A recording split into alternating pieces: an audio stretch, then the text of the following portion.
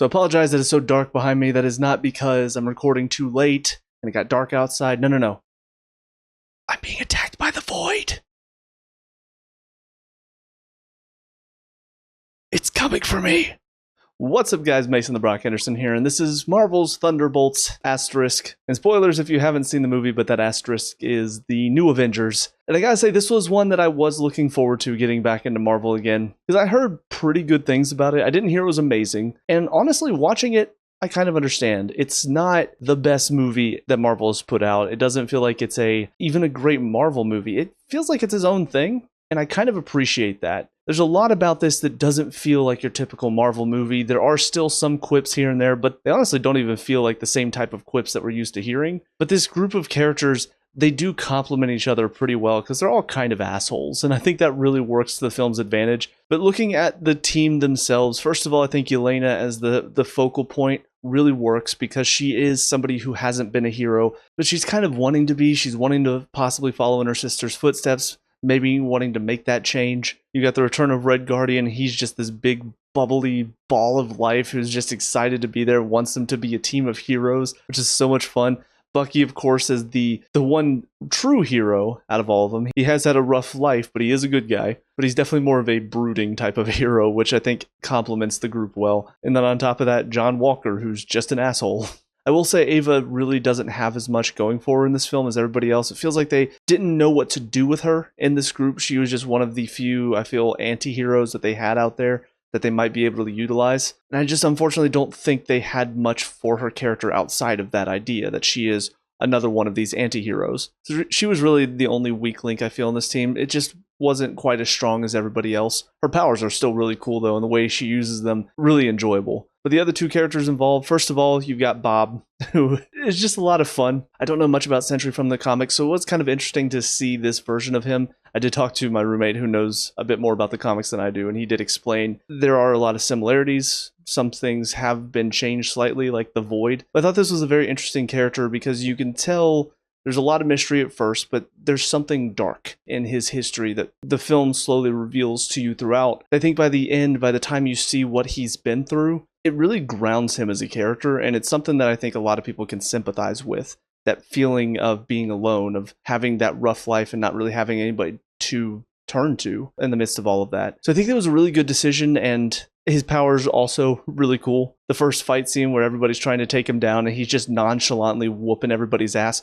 Hell of a lot of fun to watch. And the Void is appropriately intimidating, I think. It was kind of funny, because my friend did tell me that there was something that he thinks might be a Kingdom Hearts reference, and he wondered if I would get it. And as I'm watching, I'm not seeing anything, and then all of a sudden the Void pops up. Kind of looks like a Shadow Heartless. Black body, beady little yellow eyes. And he confirmed that's what he thought too. Yeah, very interesting villain side of him, though. I do wonder if we'll kind of get more of an explanation of why he is this way, because really we don't know much besides they're trying to build the ultimate hero. Like Val was trying to create somebody that was just completely invincible that she could control. So obviously Sentry is that hero. He can't be touched hardly. But why does him using those powers bring out the Void? Really, what is the Void? Because all we really know is what the Void can do. It can trap people basically, and their deepest regrets, the shame, depression really is what it really feels like. So I do wonder if we'll get some more answers about him going forward. But I think his character was really well done and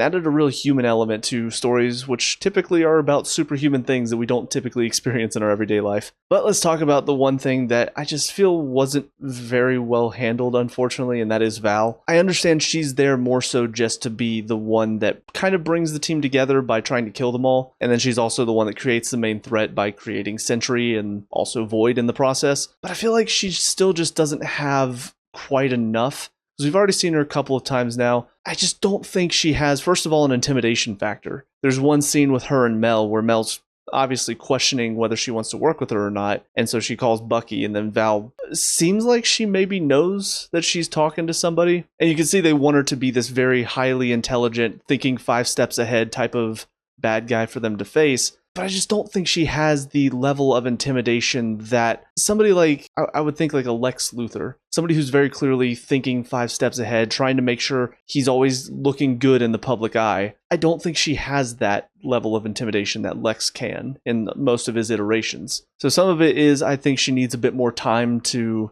see what else she's going to do. But I do think the writing for her and the acting as well, I just don't know if Julia quite has that type of intimidation in her repertoire. But we'll see what they decide to do with her next. I am glad she's still around because I would like to see more from her. But for this film, it felt like she was just sort of there on the periphery to be the, I guess, the driving force of the movie more so than anything. I will say that I did like her more than Amanda Waller in the first Suicide Squad movie, but that's not really saying much. But the story, I think, really works. Having all these characters who are not good people showing up to try to kill each other. I was kind of surprised that they just took out Taskmaster like that. It really does feel like they were listening to everybody online saying how bad the Black Widow film was. And so this was their way of just being like, all right, bang.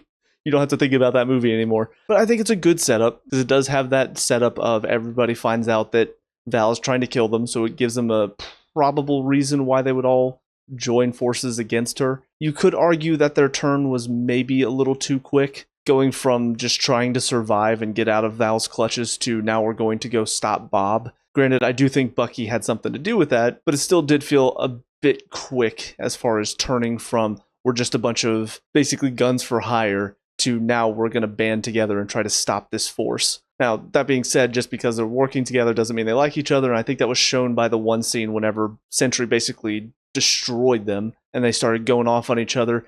I will say the one line from Yelena aimed at Walker where he tries to calm her down after she's yelling at everybody.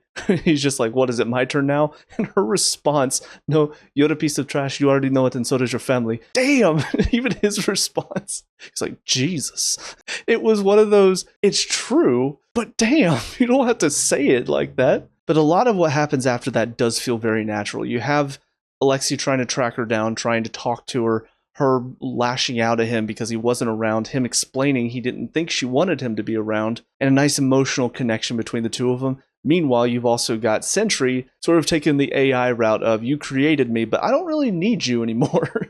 And so deciding he's just going to go do his own thing because now he's a god. I do kind of wonder if the Void was created from them trying to kill him. Don't really know if that's what caused it. But then from there, everybody banding together to save a few civilians. I thought it showed that there is still some good in them, even if they're not necessarily good people. They still do want to make sure people don't get hurt. And I think that's kind of the point of that whole scene where they're protecting civilians from all the falling debris. I will say another scene that stood out was Alexei saving the little girl and then just poof, gone. Took my breath away. I was like, oh, I can't believe they just did that. Oh, it's such a dark humor type of scene. At least I think they were going for humor. I don't know if anybody else found it kind of funny. But all of them being trapped inside of this world that the Void has created. I think all of these scenes really work together very well. Again, it's not a typical Marvel movie. It's not your typical beating of the bad guy, but it does work. You look at where Yelena is and where she's been for most of this movie, getting trapped in this moment that we saw her reliving earlier. I think she said it was the first thing she did as a kid for the Red Room, is getting this one other girl killed. It shows that she is kind of similar to Bob in some ways, and so having her be the one that reaches out to him, I think it's very fitting. I also am glad they didn't turn into a romantic thing. They might still in the future, but I was really worried whenever they first met him and she was kind of trying to be there for him and kind of trying to look after him. I was worried it was going to become romantic by the end of the movie. I didn't get that sense. I'm kind of glad for that. But I do like how everybody shows up to help. They managed to find where the Void is in all of this. And what starts as seemingly Bob standing up to the Void, and that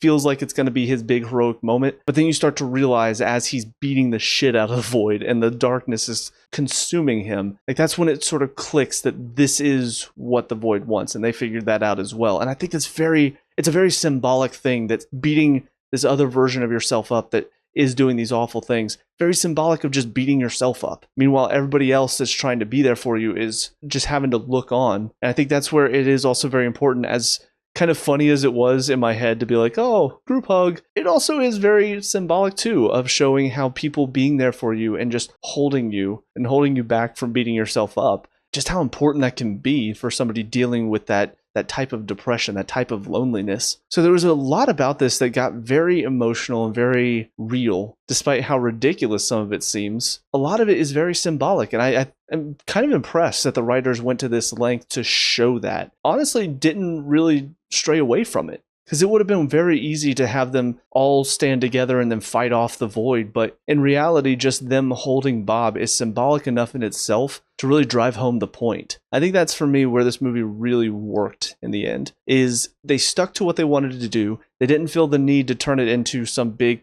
climactic showdown like most superhero movies would have. They stuck to what they were trying to accomplish. They had this message, they had this moral they wanted to showcase, and they had the right characters to do it with, so they made it, and it worked well. It worked with all these characters, it worked with where they've been. Even John Walker, we saw a little bit of vulnerability from him because of what he was dealing with his wife and kid. They didn't really delve into it, but it was just a couple of moments where you don't really feel sympathy for John Walker throughout most of this movie.